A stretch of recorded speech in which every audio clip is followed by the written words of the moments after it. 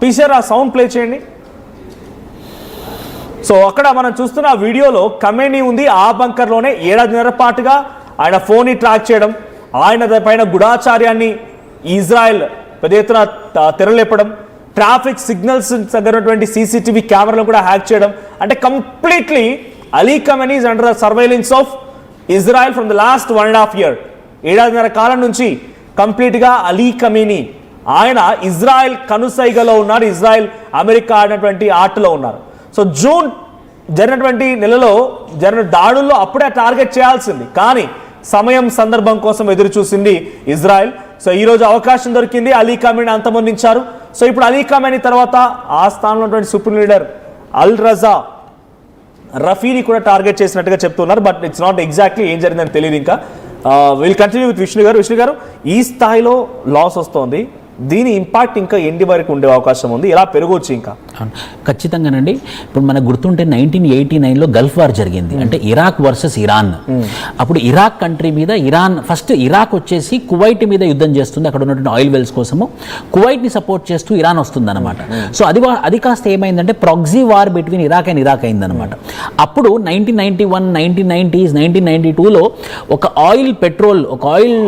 Litre petrol, ఒక litre diesel nearly 300-400 రూపాయల దాకా వెళ్ళింది 1991. మన చరిత్ర నిజం, చరిత్రలో జరిగింది అనమాట 1991లో. ఇప్పుడు అలాంటి సిచ్యువేషన్ మళ్ళీ మనం చూడబోతున్నాము. Complete Gulf, straight of Hormuz, మళ్ళీ అక్కడ ఉన్నటువంటి రెడ్ సీ, ఈ ప్రాంతం గుండా నియర్లీ 20% ఆఫ్ ఆయిల్ ట్రేడ్ జరుగుతుంది. ఈ ఆయిల్ ట్రేడ్ జరుగుతున్నటువంటి ఈ రెడ్ సీ మొత్తం మూసివేయడము, ఇరాన్ కంట్రోల్లో తెచ్చుకురావడము, ఐఆర్జీసీ కంట్రోల్లోకి రావడం వల్ల ఇప్పుడు ఆయిల్ ప్రైజెస్ అయితే బ్రహ్మాండంగా పెరిగి భారతదేశం మీద ఒక ఎన్నడూ లేనటువంటి ఇంపాక్ట్ అయితే చూపించే అవకాశాలు ఎక్కువగా ఉన్నాయి. ఇంకో 1 week or 10 days లో మనం ఇంపాక్ట్ చూడబోతున్నాం. Most of the purchases from Russia, right? మన దగ్గర ఎక్కువ రష్యా నుంచి కొనుగోలు చేసే ఆయిల్ అంటే మనం డైవర్సిఫై చేసాము. 1989లో recently agreement with America to regarding Venezuela దగ్గర నుంచి ఆయిల్ రిజర్వ్స్ కోసం రిలయన్స్ ఏదో అగ్రిమెంట్ చేసుకున్నట్టు ఉంది. So Venezuela and Russia is the most factor for oil in India. ఇండియాపై ఎటువంటి ఎఫెక్ట్ ఉండే అవకాశం ఉంది? ఖచ్చితంగా. అంటే మనకి ఇరాన్ నుంచి రావడం కాదు, ఆ గల్ఫ్ నుంచి రావడం, వెనిజువేలా నుంచి వచ్చేది కూడా మెడిటేరియన్ సీ నుండి గల్ఫ్ నుండే వస్తుంది కదా.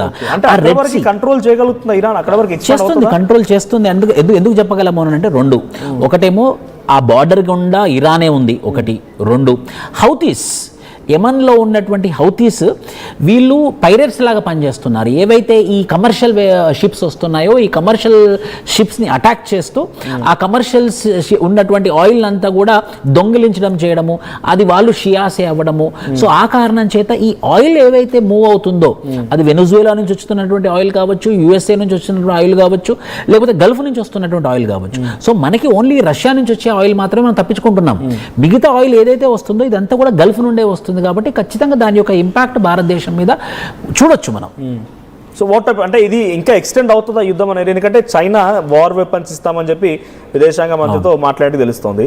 రష్యా ఒకనొక సిచ్యువేషన్లో గతంలో ఇరాన్ ఇజ్రాయెల్ మధ్య మధ్యవర్తిత్వం కుదిర్చి వారి మధ్య అండర్స్టాండింగ్ తీసుకురావడానికి కారణమైంది రష్యా. దాని ఎలాగో అమెరికా తన ఖాతాలో వేసుకుంటుంది, అది వేరే విషయం.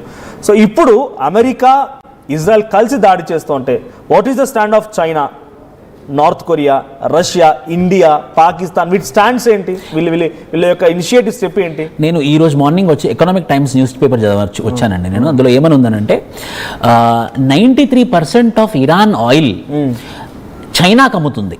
93% ఆఫ్ ఇరాన్ ఆయిల్ అంటే ఎక్కువ ఇరాన్ వల్ల లాభపడ్డ దేశాలు ఏంటంటే చైనా.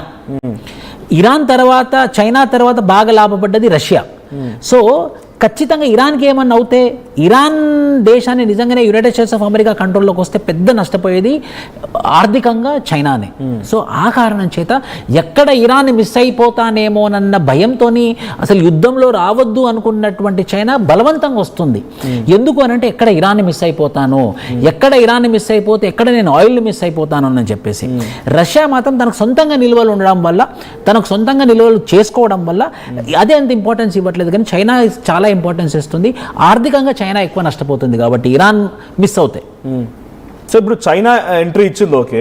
అటు Russia, north Korea, India and Pakistan situation ఏంటి? పాకిస్తాన్ ఒక సిచ్యువేషన్ ఇరాన్కి సపోర్ట్ ఇచ్చింది. సో నథింగ్ బట్ ఒక ఇస్లామిక్ దేశంగా ఫుల్ ప్లెజ్డ్గా యాజ్ ఇరాన్గా పాటించేటువంటి దేశాల తర్వాత పాకిస్తాన్ ఇస్లామిక్ దేశంగా ఉండిపోతుంది. సో ఇప్పుడు ఇస్లామిక్ దేశం తన సహచర దేశం పూర్తిగా నాశనం అవుతుంటే పాకిస్తాన్ స్టాండ్ ఏంటి? ఫస్ట్ పాకిస్తాన్ తనని కాపాడుకోవాలి. ఫస్ట్ తను వేరే వాళ్ళకి సపోర్ట్ చేయడం తర్వాత ఈ పక్క నుంచి ఆఫ్ఘనిస్తాన్ దాడి చేస్తుంది. మీరు చూస్తే లాస్ట్ 10